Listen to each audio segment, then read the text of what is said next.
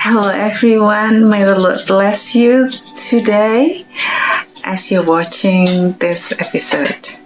Bersama dengan saya lagi, Magdalene Kawoco. I welcome all of you viewers all over the world. You don't need to subscribe in this channel. Saudara nggak perlu subscribe, nggak perlu click that bell or whatever. Just listen and enjoy the Word of God, okay? Well, because this is very important, so if you want to grab your coffee, you want to grab a note, go ahead.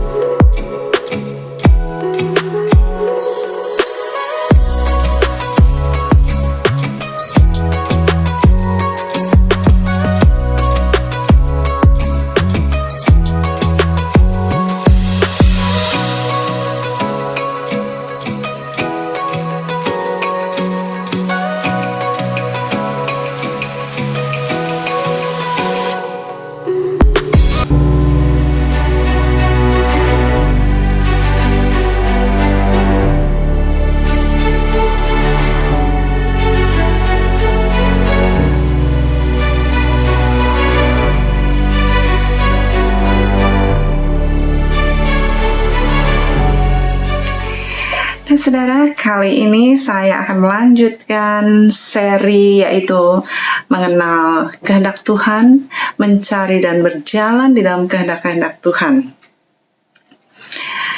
Waktu episode yang lalu kita bicara mengenai David, the darling of Israel, bagaimana dia memerintah, kemudian dia jatuh dan ada hal-hal yang membuat dia tidak mencapai visi yang Tuhan berikan kepadanya dengan sempurna.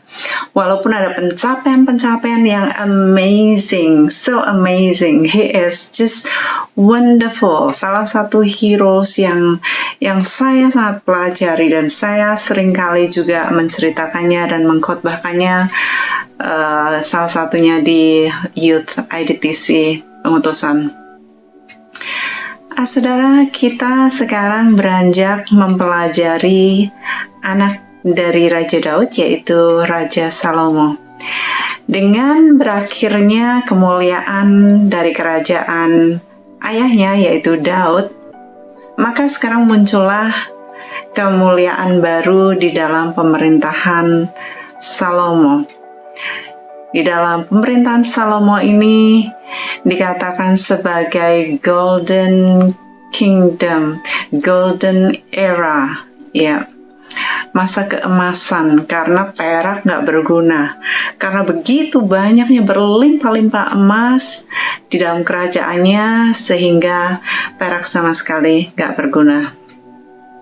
Dia begitu kaya raya, tapi sebelum sampai kepada kemuliaan itu, ada langkah-langkah yang dia jalani. Dia masih sangat muda, diperkirakan dia umur 20-an ke atas, atau ada yang berkata di umur 29 saat dia menduduki tahta menggantikan ayahnya.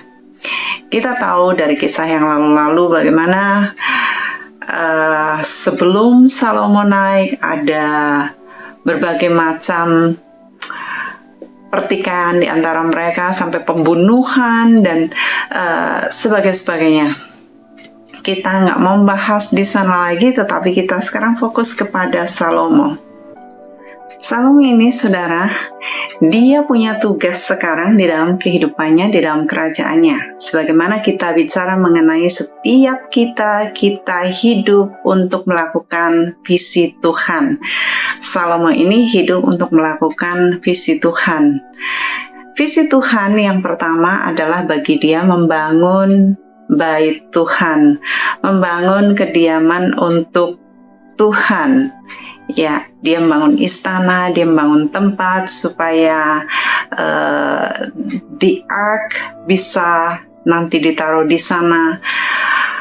Karena selama ini tabut Tuhan ark itu berpindah-pindah dari tadinya di Gibeon, kemudian dibawa lagi ke rumah Obed Edom, dan kemudian Daud memindahkannya, dan kemudian sekarang Salomo ini akan membangun bait untuk tabut Tuhan ini. Ini bukan pekerjaan yang mudah, bukan pekerjaan yang kecil, ya, karena Salomo ini dititipin oleh Daud bahwa dia harus membangun ini, bangunan yang harus sangat megah. Seharusnya Daud yang mau melakukannya, tetapi Tuhan berkata, sebab tanganmu sudah menumpahkan begitu banyak darah.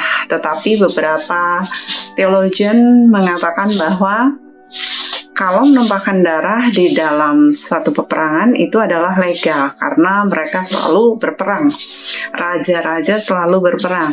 Tapi yang membuat dia tidak boleh membangun, tangannya telah berlumuran darah dari Uria. Ya. Anyway, akhirnya pekerjaan ini diberikan kepada Salomo. Dan dia membangun itu bangunan selama 11 tahun dan istananya dia bangun selama 13 tahun. Ini pekerjaan yang luar biasa sehingga membuat takjub begitu banyak raja-raja di seluruh dunia. Sebagaimana kita tahu juga Ratu Sheba datang untuk menyaksikan sendiri apa yang dia dengar dari orang-orang seluruh dunia. Tetapi waktu dia berkunjung, dia berkata, wow, setengahnya nggak diceritakan. Jadi dia begitu kagum atas apa yang setelah Salomo buat ini. Lalu yang kedua, visinya adalah karena dia mendapatkan hikmat dari Tuhan, maka dia menulis hikmatnya itu sehingga dia ajarkan kepada begitu banyak orang-orang, raja-raja, bangsawan-bangsawan, sampai kepada zaman kita. Kita masih mempelajari hikmatnya. Dan itu adalah visi yang Tuhan berikan kepada Salomo. Tidak ada satupun orang di dunia yang lebih berhikmat dari Salomo, of course, kecuali Tuhan Yesus Kristus, ya, yang datang ke dalam dunia sebagai manusia. Nah, sebagai manusia, Salomo ini tidak tertandingi, hikmatnya luar biasa. Itu visi kedua yang Tuhan mau berikan kepadanya untuk dia tulis, dan dia sudah tuliskan. Ya, tetapi nanti kita akan kupas bagaimana sebenarnya hikmatnya tidak lengkap. Hikmatnya bisa lengkap kalau dia tidak melakukan kesalahan-kesalahan dan dosa-dosa. Nah, ini yang kedua, visinya luar biasa sehingga dia menjadi panutan. Dengan hikmatnya ini, raja-raja seluruh dunia datang membawa upeti hanya untuk mendengarkan hikmat. Itu sebabnya firman Tuhan mengatakan bahwa hikmat itu lebih dari emas dan perak. Kalau kau inginkan apapun juga, carilah hikmat. Awal dari hikmat, permulaan dari hikmat adalah takut akan Tuhan. Jadi kita bisa memperoleh hikmat kalau kita takut akan Tuhan. Saya baru saja mendengarkan seorang yang dia dibawa ke sorga, kemudian dia melihat library sorga. Di library sorga itu ada satu buku yang sangat menonjol bagi penglihatan rohani dia waktu di sana. Kemudian dia lihat itu, judulnya di bindernya, ya, judulnya adalah The Spirits of God, gitu. Lalu waktu diambil, maka dia lihat halaman depannya, dia lihat judulnya adalah The Seven Spirits of God. Di sini Spirit of God, sini Seven Spirits of God. Yang mana kita tahu itu ada di Yesaya 11, ya. Pertama ada roh Tuhan. Nah, roh Tuhan ini penting dulu sebelum kita miliki yang lain. Kemudian ada roh hikmat dan pengertian, ya. Kemudian ada roh nasihat dan keperkasaan. Lalu ada roh pengenalan dan takut akan Tuhan. Nah, roh-roh ini, saudara, ini waktu dia membuka buku ini, dia melihat yang pertama, 7 roh Tuhan, 7 spirits of God. Kemudian dia melihat roh hikmat dan roh pengertian ini berdiri sendiri. Jadi waktu dia buka, dia pikir itu lembaran, ternyata itu satu bundle sendiri, kayak satu buku di dalam buku ini. Jadi kira-kira satu buku ada 7 volumes di dalamnya, begitu. Lalu dia lihat berikutnya, yaitu roh nasihat dan keperkasaan. Lalu ada roh pengenalan akan Tuhan. Dan kemudian yang terakhir adalah roh takut akan Tuhan. Pada waktu dia mengambilnya, kemudian tiba-tiba yang cover belakang roh takut akan Tuhan itu jatuh. Pada waktu yang itu jatuh, semuanya itu berantakan.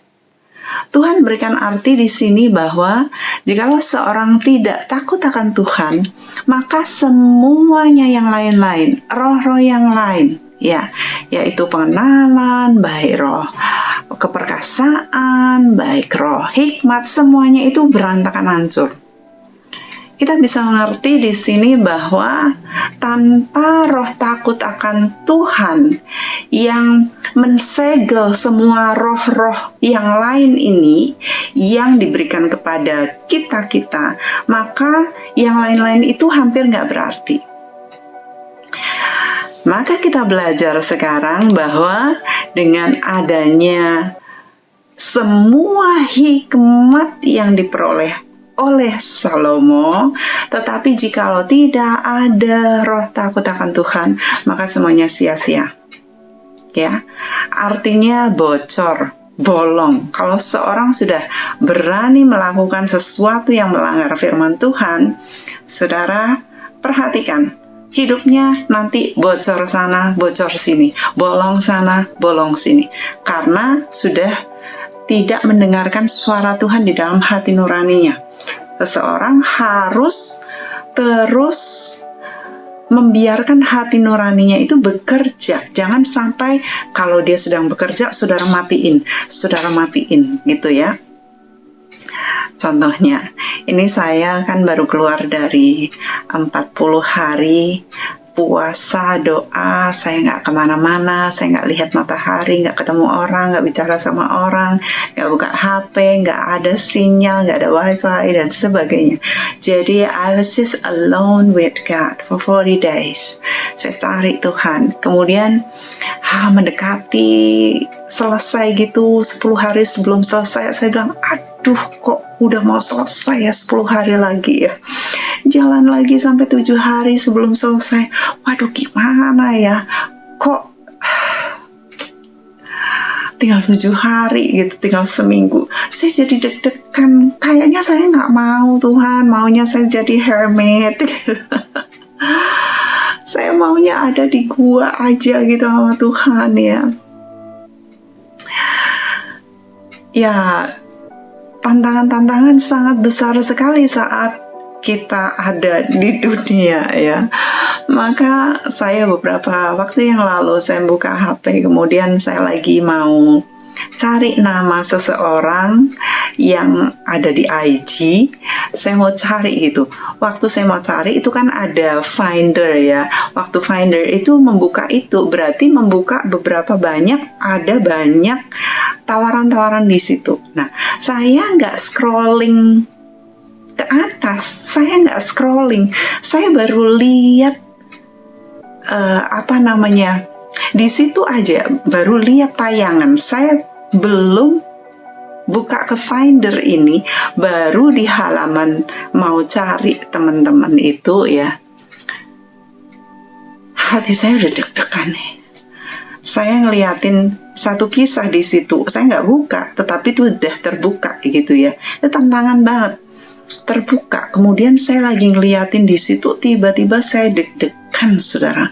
Waktu saya deg-degan, saya biarin beberapa detik sampai saya akhirnya saya tahu ini dari Tuhan. Ini adalah hati nurani saya yang mana Tuhan mengatakan stop, jangan ke sana-sana. Sebagaimana kisah saya yang beberapa waktu yang lalu saya udah ceritain bagaimana saya pengen lihat British Got Talent, kemudian wah deg-degannya bukan main, dan saya belajar itu hati nurani harus senantiasa kita pedulikan. Jangan sampai deg-degan, biarin aja. Saudara tahu waktu Daud itu memotong puncak jubah Saul, dia itu deg-degan banget. Ya, banyak orang gak takut sama Tuhan, gak ada deg-degannya, gak ada takutnya. Ngapain hamba Tuhan dengan bebas tanpa ada rasa takut akan Tuhan, melakukan ini dan itu tanpa ada rasa takut akan Tuhan, kemudian berkhotbah, kemudian berbicara mengenai firman. Itu semuanya udah bolong. Karena tanpa disegel dengan roh takut akan Tuhan, maka semuanya hampir sia-sia. Nah, kita belajar kembali dari Salomo ini bagaimana dia ini belajar mengenai hikmat, dan Tuhan memberikan hikmat yang sangat luar biasa bagi dia. Sampai kita hari ini mendapatkan benefit untuk mempelajari bagaimana kita hidup berhikmat. Oh, man, saya hari-hari ini belajar sampai bolak-balik saya belajar mengenai Salomo ini. Dan kemudian saya kumpulkan beberapa yang penting. Dari dulu saya udah melakukan hal itu. Ini lagi di saat-saat yang tepat saya berikan kepada keluarga saya. Dan salah satu keluarga saya mengatakan, wow, ini firman sangat tajam banget. Yes, firman itu, saudara, hidup dan kuat, lebih tajam dari pedang bermata dua manapun. Nembusnya itu dalam banget, memisahkan roh dan jiwa, tulang dan sumsum, sanggup membedakan pikiran dan pertimbangan manusia. Sebabnya firman ini sangat penting sekali. Salomo ini diberikan Tuhan kesempatan untuk menuliskan hikmat sebenarnya sebanyak-banyaknya. Dan kemudian kita juga tahu bagaimana dia juga menulis beberapa buku yang lain, yaitu Pengkhotbah dan Kidung Agung. Tetapi ini yang ingin saya bahas adalah bagaimana ini Salomo menuliskan buku-buku kehidupan yang sangat luar biasa, yang sampai sekarang menjadi pegangan bagi kita semua, bahkan orang-orang Yahudi. Mereka sangat mempelajari dan mengandalkan hikmat Salomo ini. Dengan hikmatnya, seharusnya dia bisa memenangkan begitu banyak raja-raja asing, orang-orang banyak dari seluruh negara-negara yang lain, untuk bisa dimenangkan untuk percaya kepada Tuhan. Tapi sayang sekali, nanti kita akan pelajari sayangnya ini kenapa. Alright, lalu berikutnya, yang ketiga, dia ini visinya mengubah lagu. Dia songwriter.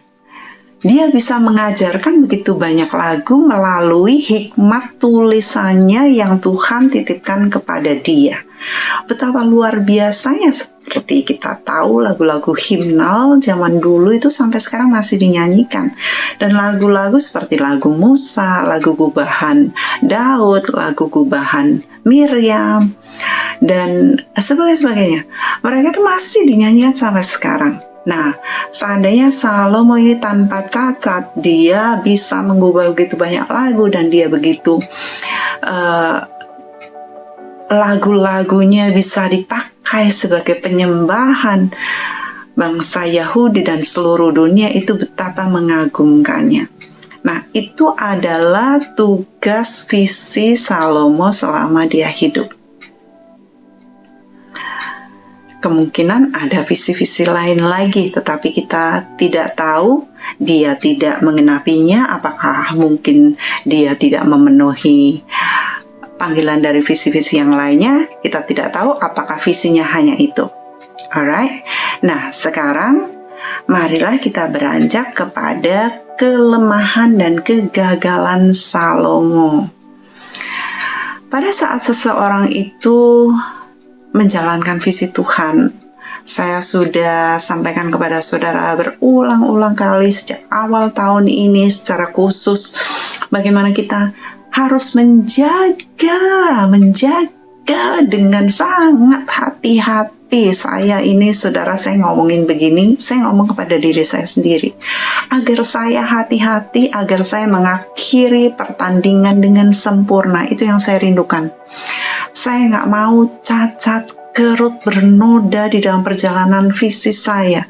Karena ada yang gak suka, saudara. Saat kita menjalankan visi Tuhan, ada yang gak suka dan dia berusaha untuk menjatuhkan kita, mengalihkan kita dari jalan-jalan kita.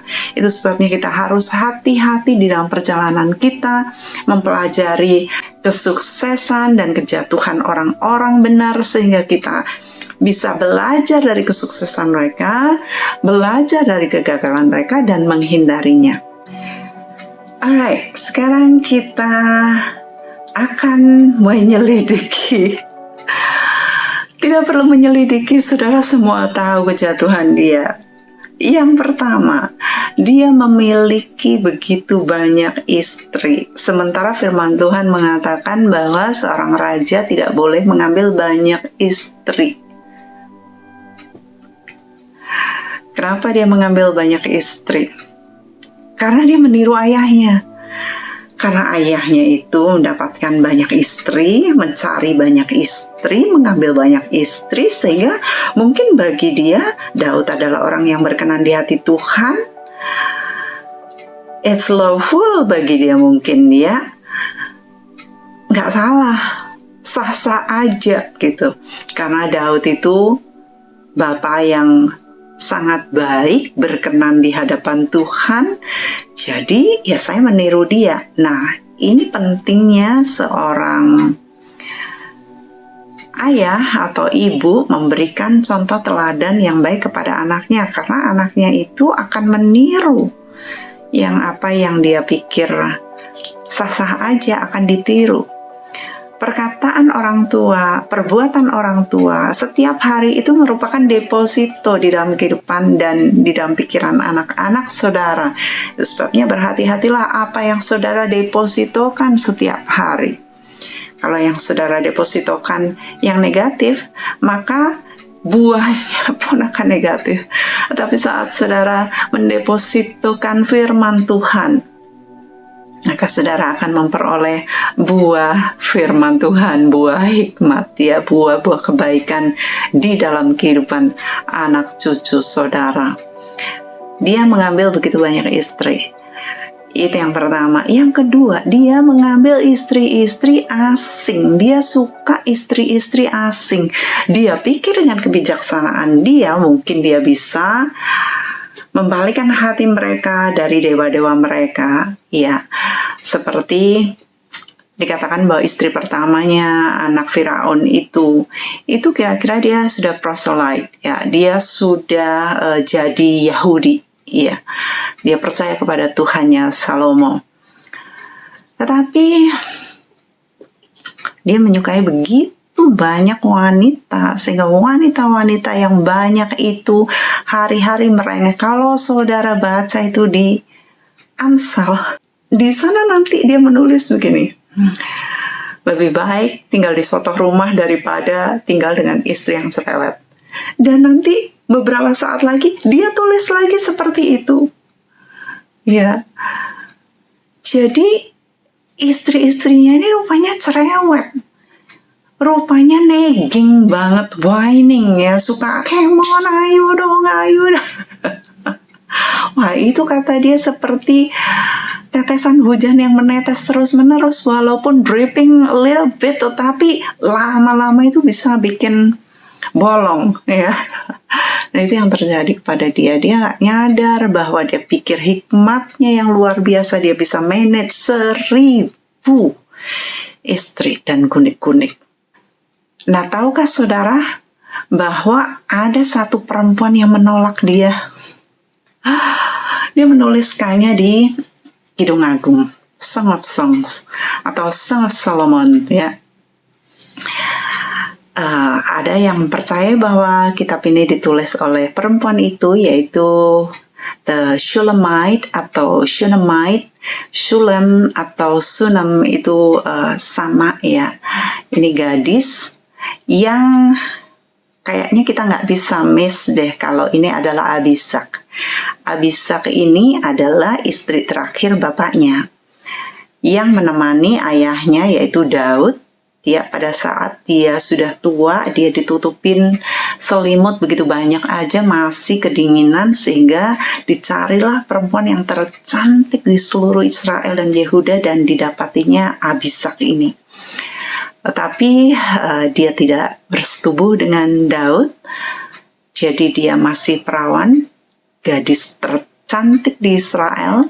Nah, itu sebabnya setelah ini Daud meninggal, Salomo tidak menikahi Abisak ini, tetapi Abisak dibiarkan gitu aja. Dia ngambil pertama untuk menguatkan dia punya kerajaan, maka dia mengambil istri anak Firaun. Lalu dia mengambil anak raja-raja negara-negara yang lain. Ya, dia lagi bangun hubungan bilateral dengan negara-negara yang lain ya, supaya dia bisa makin kuat kerajaannya. Nah, di dalam 1 tahun itu kira-kira Abisak masih ada di sana. Itu sebabnya Adonia meminta, dan akhirnya karena permintaannya itu Adonia dibunuh oleh Salomo. Karena meminta istri raja berarti dia akan mengambil kerajaannya, yaitu mengambil kerajaan ayahnya. Ya, tetapi Salomo waktu itu tidak menikahi Abisak. Itu sebabnya Adonia bisa memintanya. Nah, itu masih 1 tahun. Kemudian setelah 1 tahun itu kira-kira Abisak pulang ke kampungnya. Ya, pulang ke kampungnya, si Salomo ini kawin lagi. Kalau diperkirakan dalam 40 dia menikahi 1000 cewek, itu diperkirakan 1 tahun dia menikahi 33 cewek.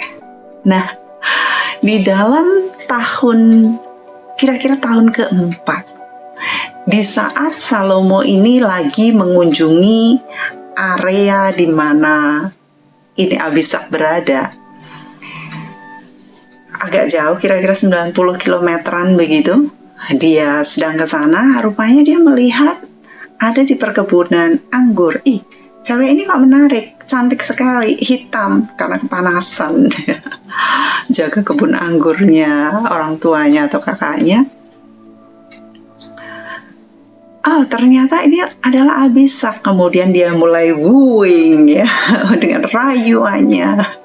Lehermu seperti menara Daud ya. Dan dia mulai bicara mengenai payudaranya, mengenai badannya, mengenai keseksiannya, kecantikannya. Dia hanya bicara mengenai outward look ya, penampakan luar aja. Dan dia mulai wooing ini perempuan. Ini perempuan, kalau saudara baca di sana ya, itu ada bahasa-bahasa yang tersembunyi, tetapi kita bisa mempelajarinya, dan saya pun mempelajarinya di sana, bagaimana ternyata ini Abisak nih nggak mau gitu. Karena Salomo pada saat itu sudah memiliki 60 permaisuri istri dan 80 gundik. Saat itu dia sudah memiliki 140, dan Abisak ini mau dijadikan yang ke-141. Abisak ini juga terpesona sebagai gadis kampung ya, siapa nggak mau nih dijadiin istri. Walaupun dia sudah sah janda Raja Daud, tetapi keren juga gitu ya, sebagai anak kampung. Keren juga nih saya kalau jadi istrinya Saul.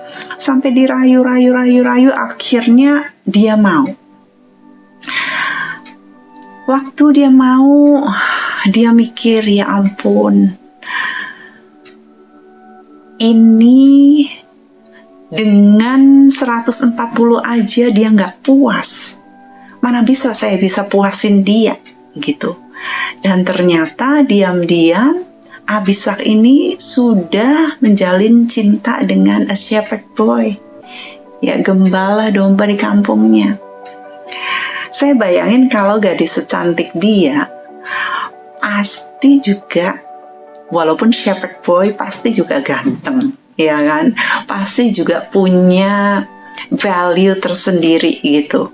Sampai dia itu, kalau saudara baca di sana bagaimana Salomo ini hanya menginginkan tubuhnya, menginginkan memanjat tubuhnya, begitu ya. Seperti pohon, seperti ini dan itu, dia biasa merayu begitu.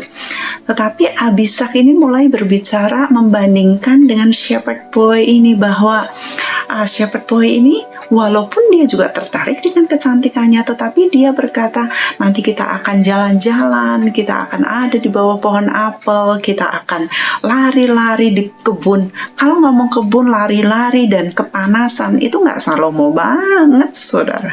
Saudara pelajari dari sana. Kalau Salomo, dia maunya langsung ngamar, saudara, ngeranjang. I'm sorry to say, tetapi that's true, karena raja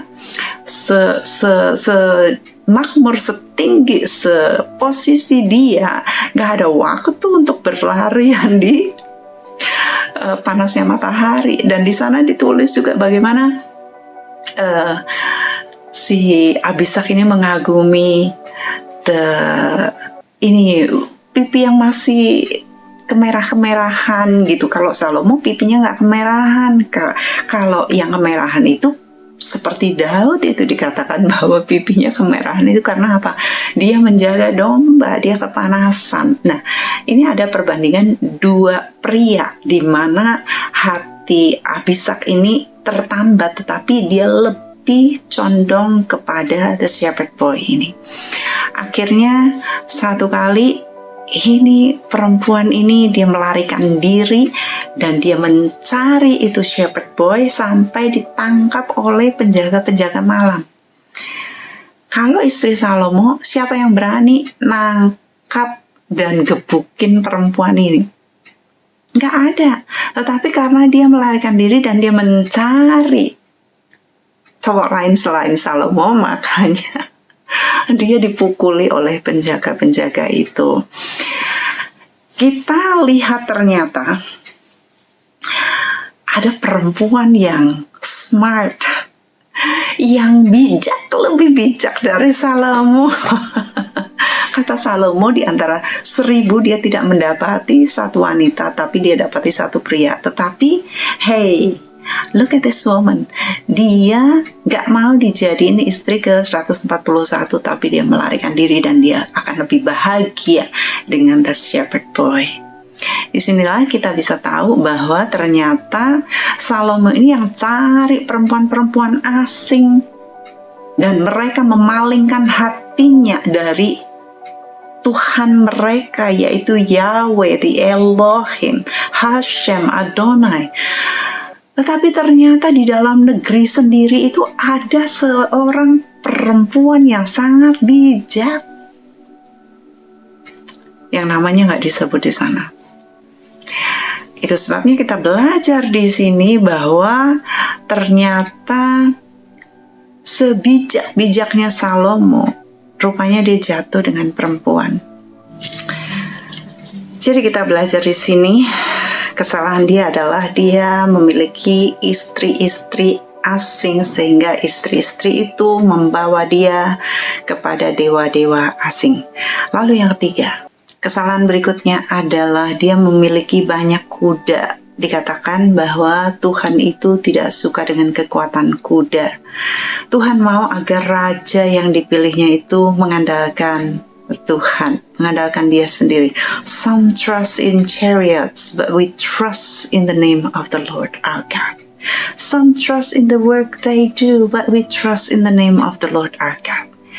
Jadi kita harus mengandalkan Tuhan, saudara. Kita tidak mengandalkan kepandaian kita tidak mengandalkan kekuatan, kekayaan yang kita miliki, yang Tuhan berikan kepada kita, tapi kita mengandalkan Tuhan saja.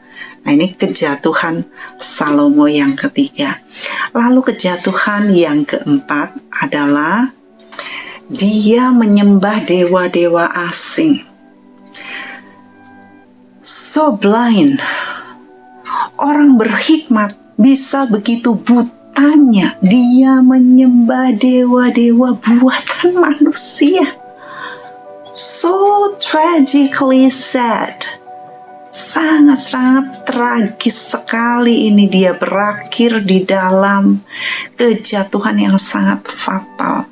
Menyembah dewa asing, memberikan korban bakaran kepada dewa asing, sementara dia pada saat dia memberikan korban, ribuan korban, Tuhan datang dan memberkati dia dan memberikan dia pertanyaan, permintaan apapun juga.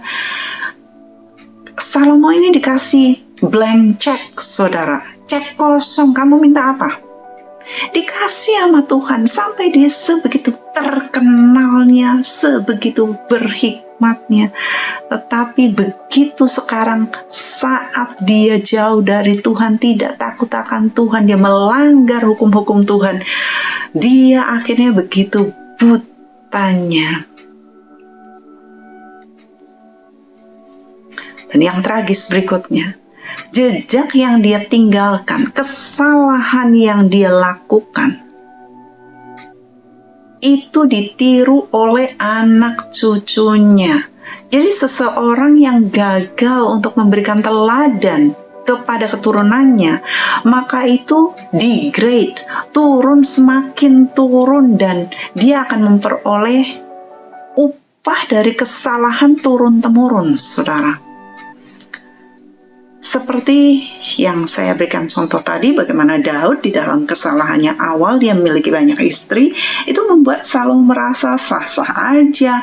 Kan bapakku juga banyak, nah aku lebih kuat, aku lebih luar biasa, aku lebih bisa menaklukkan bangsa-bangsa yang lain dengan hikmatku. Maka bagi dia sah-sah aja memiliki begitu banyak istri.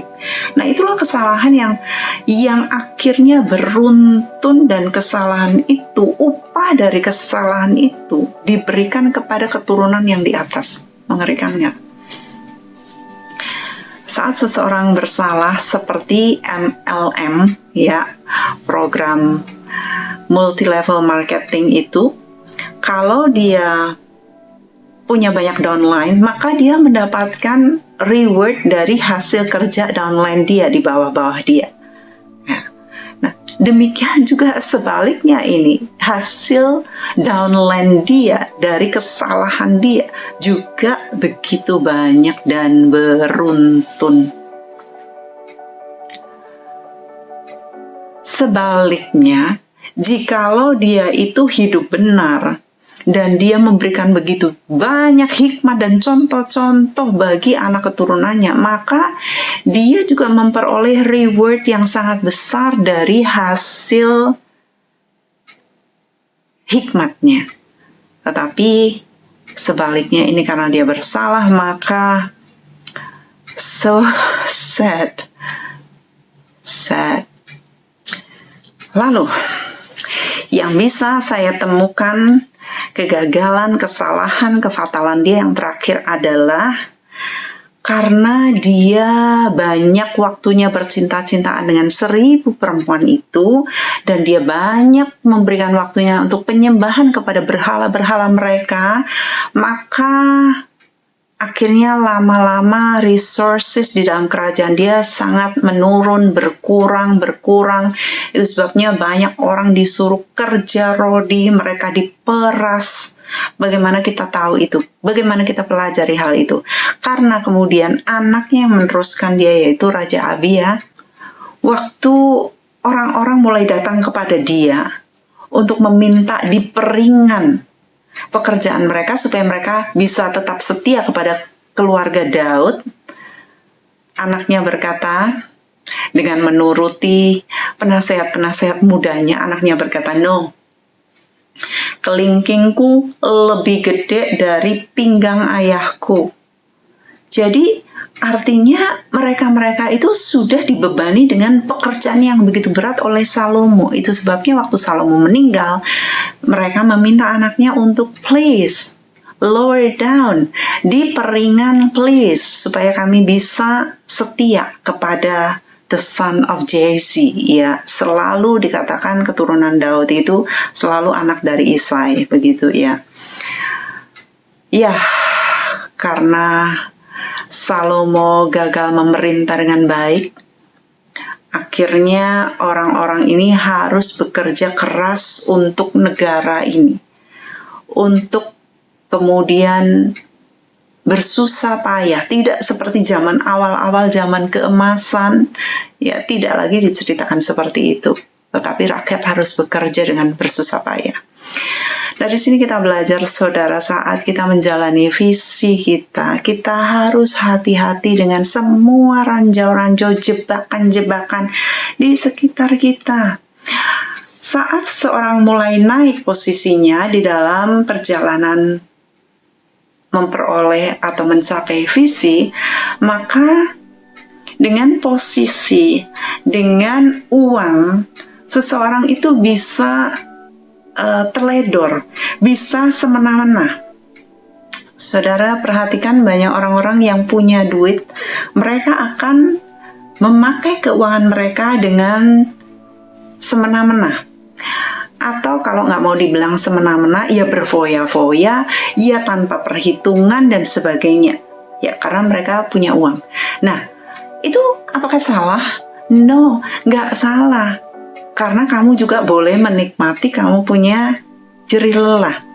Tetapi biasanya atau kebanyakan, bukan saudara ya, kebanyakan orang-orang out there, maka mereka itu akan secara bebas mengeluarkannya, dan kemudian dari situlah awal kejatuhannya.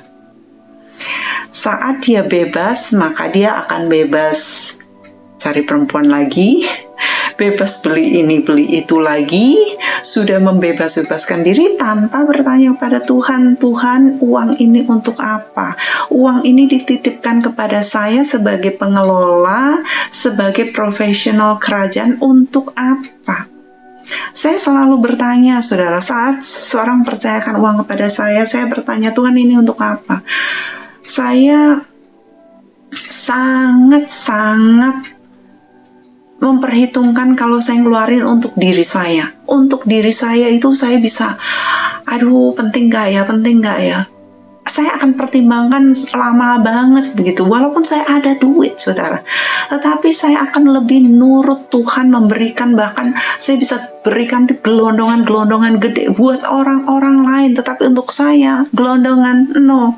Saya sedikit keluarnya untuk diri saya. Nah, saya senantiasa nanya kepada Tuhan, bukan saya nggak enjoy, saya enjoy life so much, saya diberkati, saudara, tapi saya harus hati-hati karena ini uangnya Tuhan.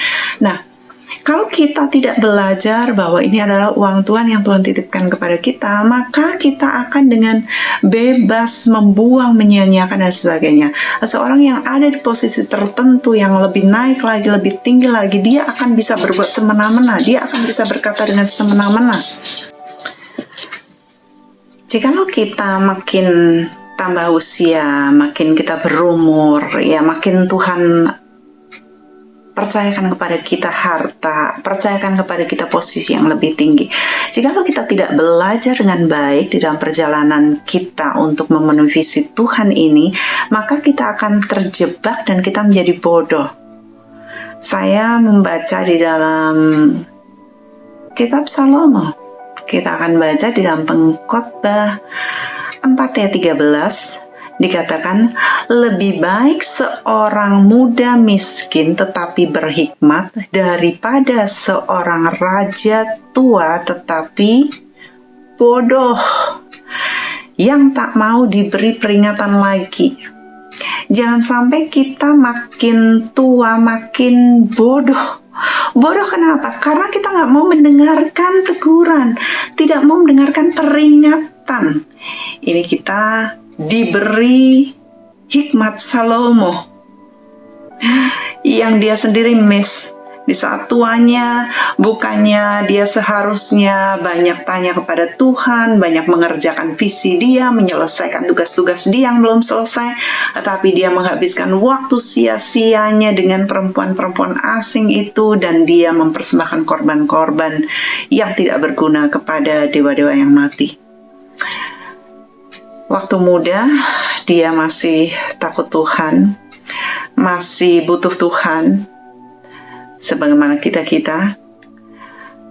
Tetapi kemudian saat dia beranjak menjadi tua, dia tidak mau mendengarkan orang lain. Jangan sampai kita ada di posisi yang seperti Salomo.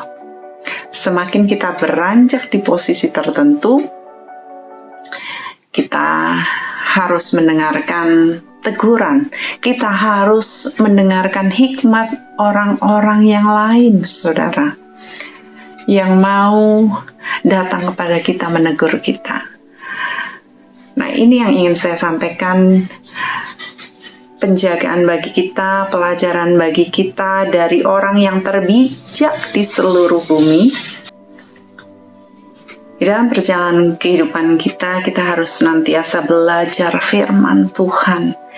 Saat mungkin saudara-saudara sudah mencapai titik-titik tertentu di dalam pencapaian visi saudara, mungkin saudara sudah membangun gereja, mungkin saudara sudah melakukan ini dan itu, saudara sudah menulis buku ini dan itu, saudara sudah mengajar ini dan itu, saudara sudah punya anak, saudara sudah membesarkan mereka, saudara sudah bekerja dengan baik, menghasilkan, kemudian mungkin ada yang sudah punya cucu dan sebagainya.